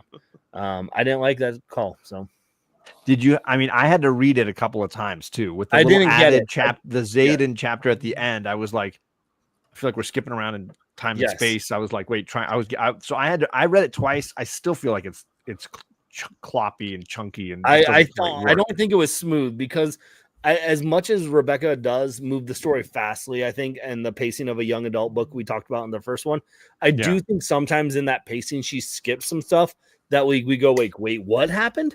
This came out like there was the chapter that explains that happened is like 3 pages. Like it's very quick. Yeah. There's not enough like build up to it, and it's like, wait, what did you do? Why did you have to make this decision? Like there was no other in my opinion, there wasn't enough.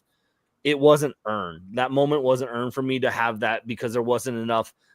I didn't get enough explanation, so I didn't like it. And I did have to read it a couple times because I was like, wait, what?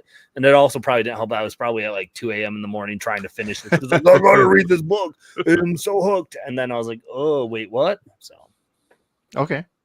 Well, it looks like Greg disagrees. So I'm going to go to, Greg, Paul disagrees. So I'm going to go to Paul next. Like, what are your thoughts on the twists, the endings? Disagree with you, Paul. Some of the stuff that's going on here. So I actually enjoyed the fact that Xaden was willing to do whatever it took to save everybody. Not just save himself, not just save Violet, but save everybody, in the process. And he was willing to not necessarily make the sacrifice, but willing to just tap into whatever he could to stop what was happening. because he knew that they were going to lose. Like he was experienced enough that he knew he wasn't going to be able to push everybody back unless he did everything that he could to stop the one guy. Because as soon as the one guy that he's fighting in that last chapter is able to get past him, he wipes everybody out. So I actually appreciated that part of his growth of willing to sacrifice, right? He's shown that he's been willing to help the other children of the rebellion, so to say, in whatever way he could, but not to the point where he would sacrifice himself, right? This was at the point where he knew that if he didn't make a stand, that everybody was done for. So I appreciated that part. That was the one thing. Yeah, I didn't mind the sacrifice, the concept. I just felt like the pacing was way off. Like it didn't build like in such a way that I was like, oh, I can understand the stakes. Instead, it like rushed through it and then revealed it and then tried to backpedal and throw more information at me that was rushed as well.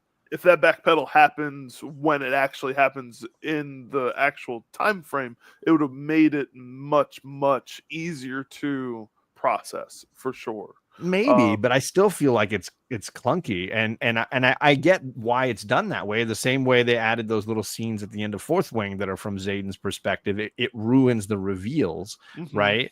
But I still feel like there's a way to do it that doesn't feel so rushed. I don't know. Yeah, and the pacing from the book changing from one back to the other, right? We get that last 100 pages in the first part, and then we slow down. It was needed. We get that exposition where all the character growth started happening, and then it happens again. We get that last 100 pages again in the last 100 pages, and then she's trying, like you said, trying to backpedal. I can definitely understand that frustration, wanting it to be a little bit smoother. I actually don't mind the Jack Barlow coming back also. I agree that it didn't feel like I first time reading it, I was like, why is he back? But I don't mind that he's there throughout, knowing that he's part of the end, right? He is the reason that they have an iron flame at the end of the book, right? So there was a lot of that stuff. And then for me, I'm always coming back to the dragons. I don't know why, but I really do like the perspective of the dragons, finding out that Andarna is a 7th type of dragon within this book. And it's like she's the reason that Basgiath has wards at the end of the book. The politics of hiding her and the fact that there was a 7th dragon type. The dragons knew that the whole time, right? All the way back to the first book. The dragons knew that the whole time. Tear knew that the whole time. So it's just like, why did they keep that secret? Why are they not revealing all of what they're revealing? So a lot of stuff went down in this book that just, it closed some strings, it closed some doors, and then like just where everything could go from here is limitless. And there's so many things about all of these characters that could be, even some, not the main two, right, with Violet and Xaden, but some of their like close circle around them with Dane, Jasenia, Riddick, Sawyer, Rhiannon, and then with Xaden, with Garrick and Bodhi and Imogen and the brother and sister. Like there's so many different things. He reads the book. Yeah, I do too, but I can't remember all these names. You got to remember, I got to learn 150 names within the first 2 weeks every year of new students. So, 20 names from one book that I read consistently. It's super easy. Show off. So there's so much going on with Mira and Brennan. Even like we get little details about both of them that like stuff is like anything could happen within any of these different parts. And I was just like, I wasn't mad about Xaden being turned. I wasn't mad that Jack Barlow was still there because of what he did at the end. Initially, it was the big question mark for sure. So I definitely like the way that it ended, even though, losing Mama Sorrengail is one thing. It brings the siblings together a little bit better, because we did have that. No, I do not. Get out of here. Damn it, Beard. That's Here, a serious Beards and Bourbon insult right there. That's a sick bourbon burn. Uncalled for. I got one for you. When we're done, I got one for you. Okay. So good. But not Tamlin. Goodness. All right. Well, let's give JP then a shot at the ending here about Jack Barlow, about you guys have Zayden. like 19 different things I want to talk There's about. There's so much. You just got to chime in and interrupt us next time, JP. Please. Okay, so let's start with Jack.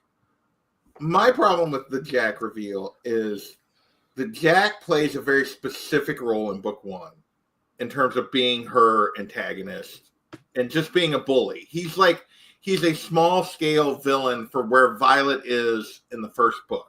Yeah. And the fact that he's taking care of it at the end of the first book is fine. The role he plays in this book, I feel like should have been a new character. Someone else could have easily done. It could have been John Barlow. Like, it could have been like his older brother or whatever. Like, his long Jack played a very specific role in the first book that I feel like was weakened by the fact that they brought him back. That it did, for me, that it just didn't work. It should have been. It could have been one of, like, you could have introduced a completely new character. You could have taken a couple other people that were here to play that same role that Jack plays. And I think it gives more weight to her overcoming that first step in her journey in the first book if he doesn't come back and become an additional, like, a higher, he got upgraded. And it's like, I don't know. For me, that didn't work. That was my frustration with it. It was like, it felt like that was a challenge she had stepped past. And, like, just give us a new challenge to play that role. Okay. Let's go Andarna next. Okay. Let's do it. The Andarna reveal is magnificent. And the fact that the dragons have hidden this, because they tried to fire the Wardstone in Aricia, and they had the 6 dragons, and the thing says the 6+1. The dragons know that it takes Andarna, and Andarna is there, and they don't tell the human. They don't tell them. And they just do it without her, knowing what it would take to actually do it. Because when Violet comes to the realization there to refire the Wardstone, the other black dragon knows, he already knows the answer, that it's going to take Andarna when she, like, approaches him. He knows what's going on. And he just was like, okay, yeah. Like, when she talks to the other like, she talks to somebody else's dragon, which is a big no-no, but, like, he's like, okay, yeah. Like, they were protecting her to the point of they knew it wouldn't work without her, and they still didn't tell anybody. Like, so there's definitely a thing with the dragons holding back. Like, but I think it works because it's just we're getting it as Violet learns thing. Yeah. Yeah.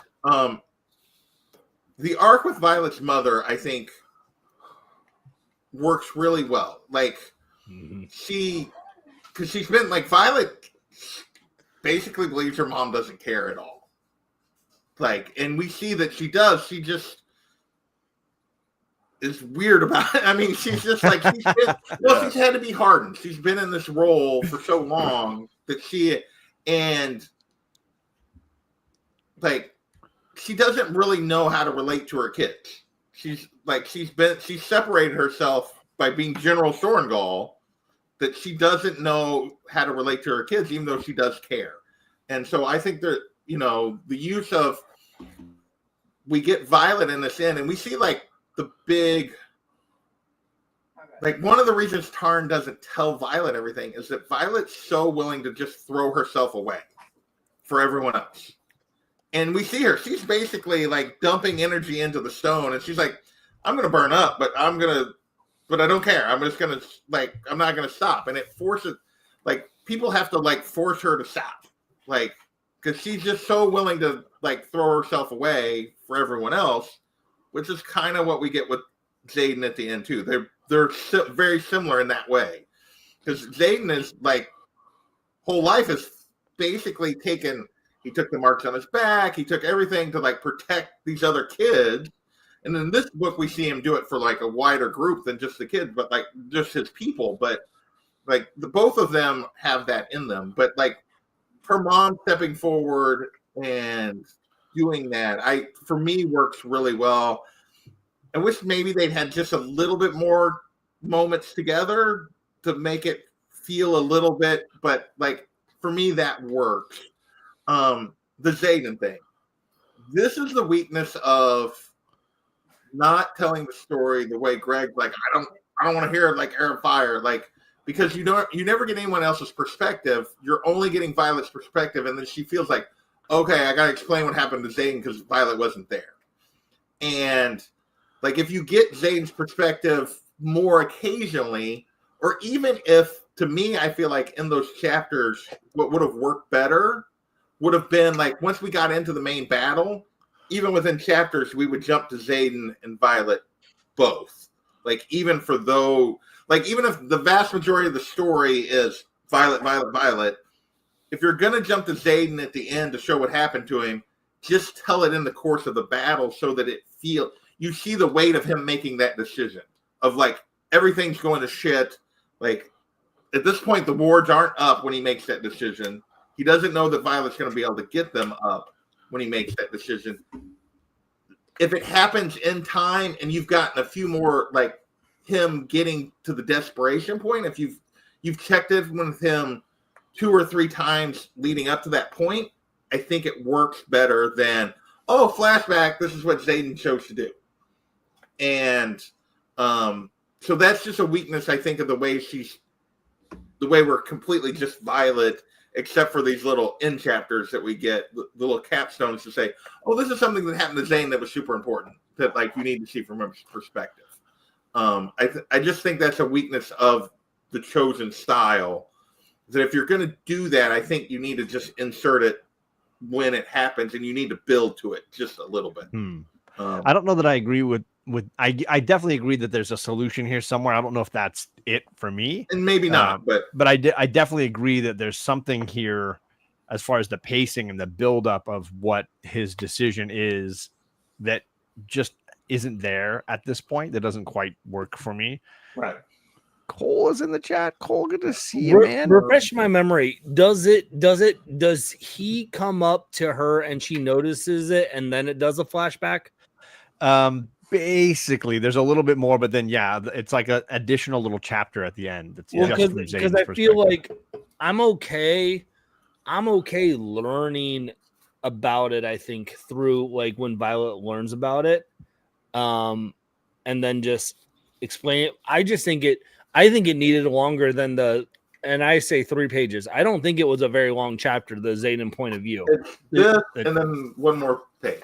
Like, yeah. So I think it just needed if you're going to do that, give it a 8-page chapter at least to let it expand. I'm okay not telling. I think the middle ground maybe is still tell it from Xaden's point of view, but just give it more room than a page and a half to explain a monumental shift in the series, right? Like, so that's my knock. Like, I'm okay, and I'm okay because I like it that way too. I wanted to still stay Violet's, but if you throw in those perspectives, that is where it does at least need to be a little bit more than like, oh, here's a page and a half. It had to do it because he saw it, and it's like it needed more. Oh, Paul's like, I'm not going to argue with you guys. I mean, I agree to the point that if it was more, it would be better for sure. But I do think that, you know, I like what JP said earlier. We're learning this information from Violet's perspective, and like Greg was saying, was that's all we're getting. We're just getting it from Violet's POV, and I'm okay with that. You know, having done the Throne of Glass 8 different POVs, it's like, oh my gosh, it's so many. Now we're just getting one. I'm totally good for that. I really enjoy that, and that's why I want more dragon politics from Taryn telling Violet, or Yeah, that's I want fine. more. Yeah, like I want more of that way. Like I want it to stay the way that it is, because it definitely feels better from the perspective that Yarros is giving us, from the author, that it's fast paced. There's a lot of action. There's stuff happening. There's times where it slows down, times that it speeds up. So we're getting this information. I just wish we got a little bit more to Violet, so that she could be more informed. Sure. Cliff, good to see you, my friend. I hope you're having a good Wednesday, buddy. I know you were on just a little bit ago. I'm sorry, I got the notification, but I wasn't able to jump over. So I want to quickly touch on the smuttiness, and then any you do. We failed to do it last time. I felt like, personally, despite the fact that it kind of happens a little bit later in this book than it had, maybe not all the way through, it felt like the right amount in the right way at the right times. It felt more measured. It didn't feel out of place. It felt functional to the characters. Like you guys are saying, the relationship between the two characters, and the ups and the downs, and the trusts and the distrusts, and all that kind of stuff. So for me, like it felt measured and functional and useful, and not unnecessary. I was just curious if I throw it to JP, I'll go to you first this time. You get smut first, buddy. Get that spice first, JP. How did you feel about the function of the smuttiness, the dragon sex? No. Constant smut. I thought the smut was fine. I thought it was like you. I think it was probably about the right amount. It was not, basically when they had a realistic opportunity, they did what couples would do. And then.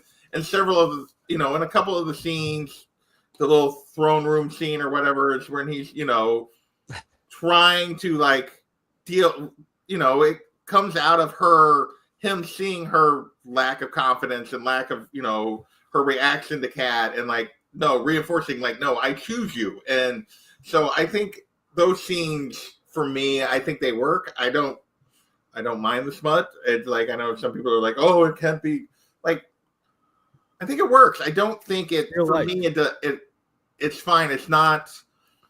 It doesn't feel gratuitous. It feels like it flows with the story, and So for me, it works. Paul, how about you? How'd you feel about how Rebecca Yarros managed it in this volume? I agree with JP. I think it was just the right amount. But before I go too much further, I just want to go back to you, John. Something I asked you about Fourth Wing. Okay. And I mentioned this before, my daughter read both of these books before me. If in your position, right, after you've read it, the second book now, if that would have happened for you, how would you have reacted? Because I reacted and I was like, what are you reading? I asked my daughter, my high school daughter, was like, what are you reading? Wait a second.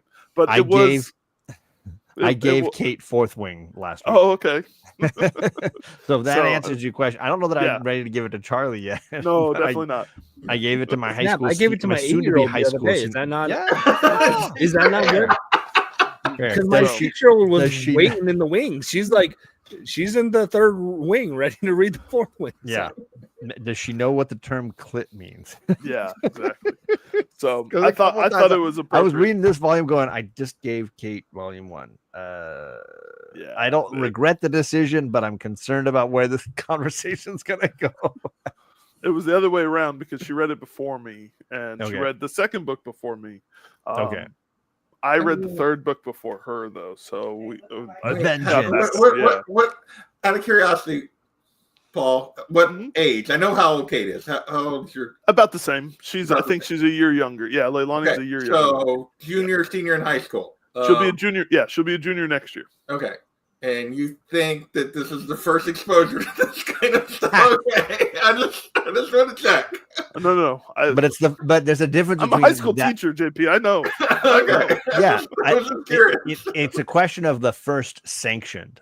Yeah, first exposure, right? Like you're authorizing it in some way. What you sanction, and it's the moment. It's the moment when my dad took my brother to see Bull Durham, where it's like, okay, we still talk about it to this day. Like that might have been too early. You sanctioned the Bull Yep. Durham moment. Yeah. Right. No, I felt it was. I still remember being mad at my mom that she snuck off to see Titanic without me because I was like, I wanted to see Titanic, and she sanctioned that it was not okay yet. There you go. See, I made sure I was watching Animal House for whatever reason. I was gonna say, like, Yeah, I just like, watched that with Kate and Charlie this week. I grew up. Like, No joke. Both of them. Watched it with both of them. Well, my 13-year-old son didn't watch it with me, so Okay. there's Well, Charlie's 15 next month. yeah. So, but I thought the smut was an appropriate amount. It was fine. It was as young adults would, somebody at that age, college age, that they haven't seen their partner in a while. They're gonna find a way, right? Life finds a way. Greg, what are your thoughts on the smuttiness of this movie? I'm just cracking up because you guys just said you all watched Animal House, and that was my dad's favorite movie. And I remember like watching Animal House as a kid, but not realizing I just watched the episode that my mom recorded off TV, so it was edited. So like the first time I was like, "Hey Dad, like, oh, I got Animal House. Do you want to watch this?" It's like, "Yeah, it's great." And I'm watching, I'm like, these scenes were not in the DVD. These scenes were not in the VHS tape that I watched. A lot more boobies than I remember. I was like, I don't know how I feel about this now. Like it was a reverse sanction. I was like, I don't like watching this with you, Dad. Like I don't know. I'm gonna unsanction this. I didn't know. Like, give me the TV edit. Again, everything y'all said. I think it's the right amount. It doesn't feel forced. I do feel like sometimes reading, in this smutty book genre, that like it can be like, hey, how can we find it in a way to, no pun intended, force the smut in there, right? Like, and make it fit. It's for me. I think this is the right amount. I do think like there are points where I'm like, the throne room was a bold choice where anybody can walk in. Like, okay, like, or the locker room in the barracks was the bold choice. I was like, okay, like, so there's multiple times where I'm like, these are like, you have rooms in both situations where that. So I was like, I guess maybe like that's a little bit of like the like smuttiness more there, where I'm like, maybe wouldn't have made that decision, but. I think to tell like the relationships, right? Because like Violet is struggling and Xaden are struggling with their, communication sometimes. And part of the way that they're showing their trust and vulnerability with each other is through, relations and things like that. And I think so for them to say, hey, no, I do see you. I do value you more than Kate. Like you are, Kat, like you're more like this is what it is. So I do think like those moments were a little bit more impactful, where it didn't feel forced in, and it felt like it was necessary to tell the story that you want. Not necessary, but it didn't hinder it, and it helped. I think it helped their relationship. So I was okay with it. Okay. Well, then we have a little bit of time for like going around the horn. Any things we missed, any moments you wanted to talk about, any character things, and then maybe, final thoughts, final rankings, whatever. I will say, just in this discussion, this book went down in my just thinking it over with you all, talking it through with you all. I was calling it slightly better. I'm calling it now slightly less for me than the first book. But I will say I was very high on that first book. I still think it's better than the first Akatar book. I still like it more than probably the first Throne of Glass book. For me, of the three book number ones, it's the one that seems fully fleshed in a way that the others were still kind of walking before they ran. Right. So it's not the biggest slight in the world for me to say that this was a slight step down, but it's more just a pacing thing. Certain sections just didn't have good pacing, and then the ending felt really rushed, and some significant moments just did not have the impact they probably should have for me. So let's start with Greg and work our way around the horn. Greg, how do you feel about this book as a whole? And is there anything we missed? Anything that you really want to get into that we skipped over? I just looked at my Goodreads. I had it at 4. I had 4 out of 5 stars, and I had 4 out of 5 stars. And I think that's consistent. Like I think they're equal pacing, and I think that says a lot for a first to a second book for me, whether it one's a little bit less or a little bit more. Again, I'm horrible with names, so JP, you guys can correct me. I do feel like we have not talked about Liam's sister a lot in this book, and I do think that dynamic was very interesting What is Liam's sister's name again? Sloane. You said Keen? Sloane. Oh, okay. I thought someone else said something. I heard Sloane. I thought someone else said some Keen or something. I was like, what? Anyways, I do feel like that dynamic of the see Violet of like, hey, I made a promise to Liam. I'm going to watch out for you. And then right off the bat to have Sloane be like, I want nothing to do with you. Like, you are the reason my brother is dead. Like, and to see that growth in this book of like her trying to figure out how she can be a mentor to someone who doesn't want to be mentored by her, I thought was a really impactful story point. And I did like that because of how important Liam was to both of them, right? Like you mentioned it, the gut wrenching moment in the torture scenes where Liam it's not Xaden who's guiding her through it. It's not her mom. It's not her sister. It's Liam who's there as like, you've got this, you do this. And so like how then another layer of like how much hurt there is for Violet that like someone that like she cares deeply about. And she probably does put blame on herself still a little bit on that too. That like for Sloane to be like, no, screw you. I don't want anything to do with you. How like I want to fight you on the mat. Like how much that also has like. So I thought that was an interesting dynamic that I didn't see happening right off the bat, and I like that. So sure. JP, how about you? How do you feel about the book as a whole? Are there any things we missed? Anything you want to mention and bring up? I think we covered most everything that I wanted to mention. I will add to Greg's thing there. I do think the relationship with Sloane is well handled. I love that she basically realizes that she can't at this stage directly mentor her, but so she passes her to Imogen, like basically who has basically spent the whole first book helping to train her, like someone that she's gained trust with. Seems to be training everybody on top of her own workload. Yeah, and all Imogen is like training everybody. Imogen is becoming a character I really enjoy, and like so you get and I love how she like basically like they see that Sloane, unlike the others, was not prepared for this, and so finds a way to like, hey, you can hate me, that's fine, whatever it takes to get you through here, but you're going to do this. And so I do really enjoy the way Violet handles that particular moment. In terms of the books as a whole, I said at the beginning, I've put this one just slightly below the first book. That is not a knock on this book. I agree with your sentiment that like of those 3 series that we've talked about, the first book of this series is better than the first book of those other series.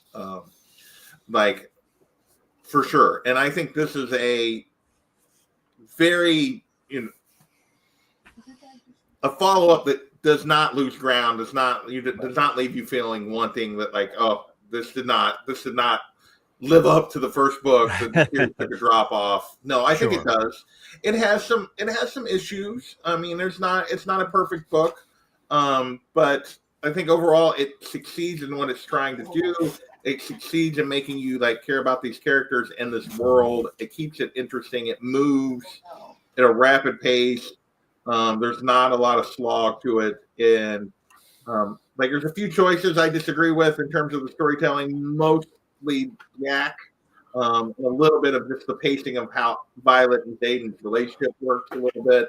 But overall, yeah, I liked it a lot. So I pretty much set it down and started reading the third one, so I can't really. It sounds like everybody but me. Yeah. Well, Johnny, you know what you got to do this week, then. I definitely ordered it, and I'm on summer break, so I'm definitely reading stuff. What's up, Kevin? Good to see you, buddy. All right, so then last one, Paul. How does this one in the end? How you feeling about it overall? Is there anything we missed? Anything you want to say? Last thoughts here? No, those tertiary characters were really, really.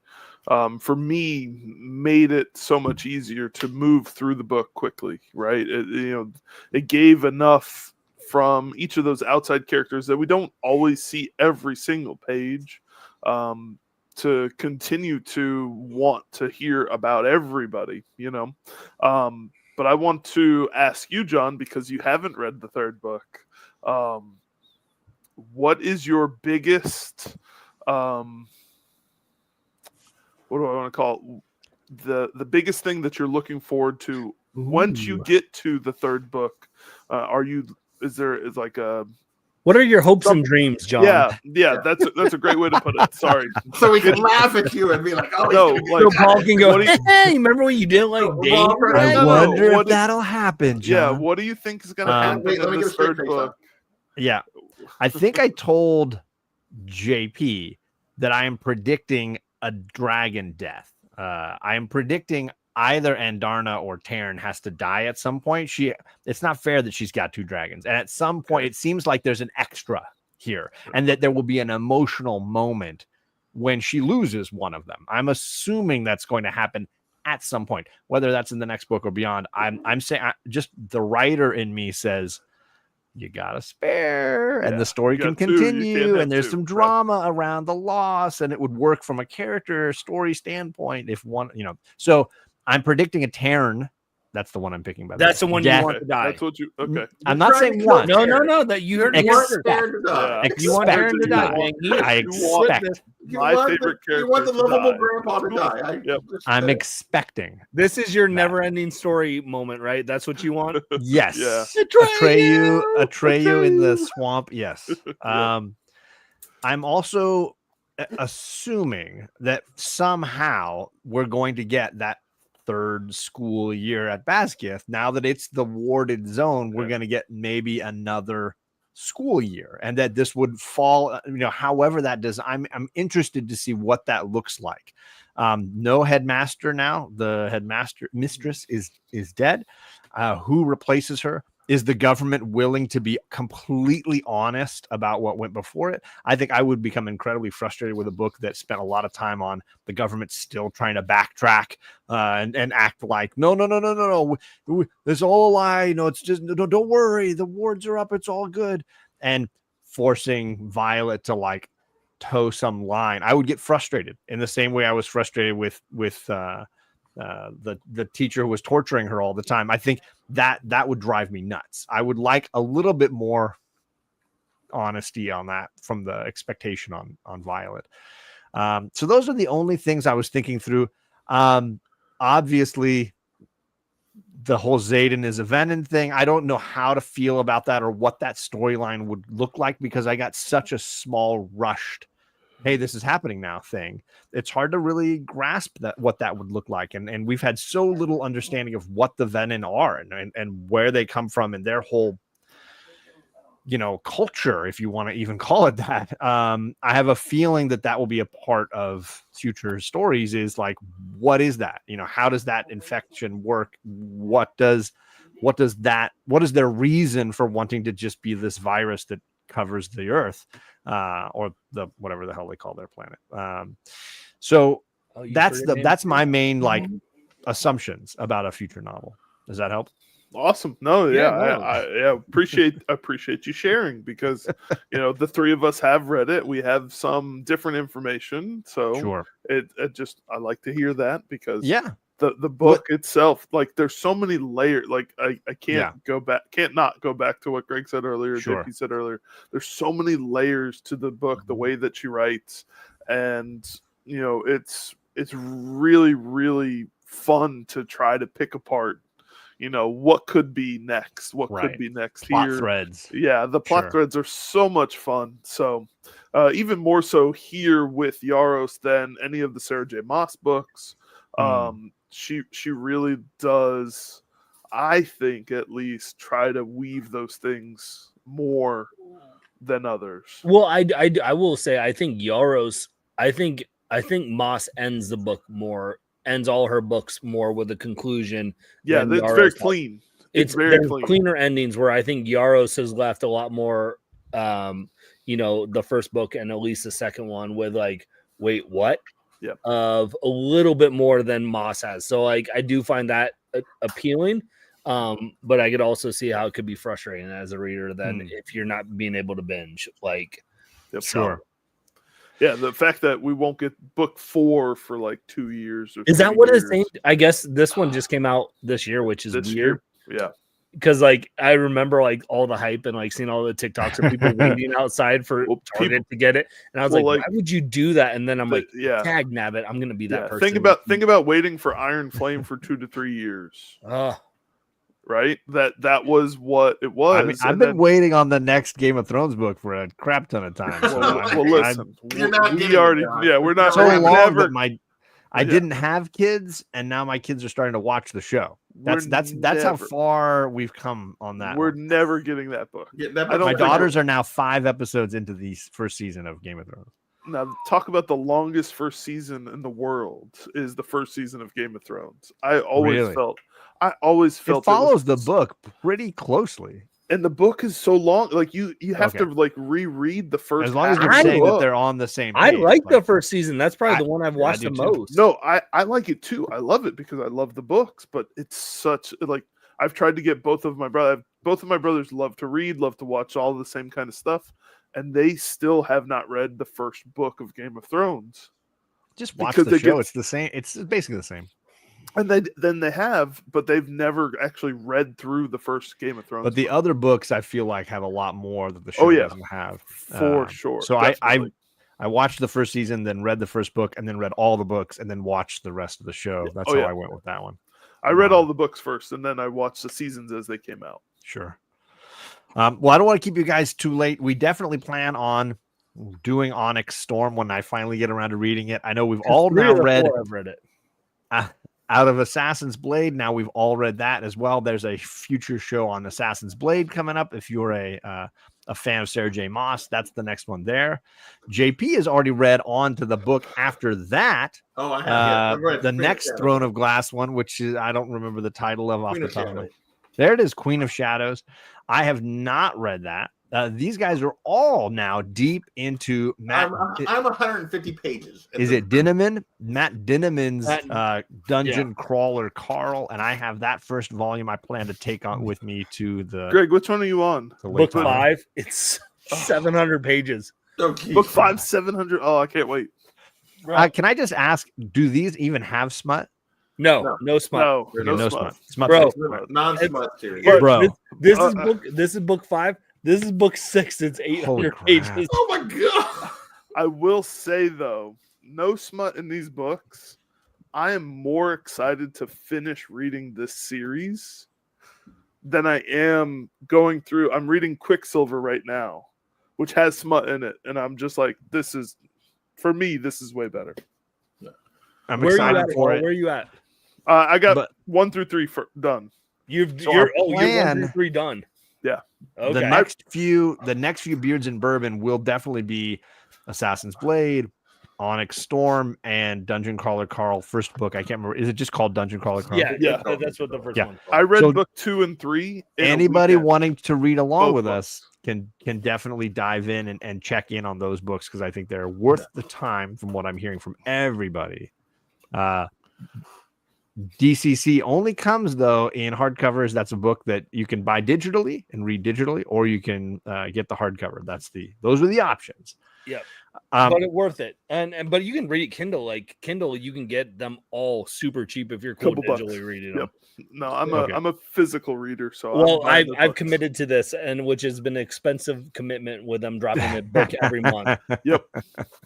I've got book 1 in a physical form, but I may end up getting the rest of them digitally at some point. This one, like I said, I'm only 150 pages in, so it's a fresh outlook on fantasy, I would say. Nice, right, JP?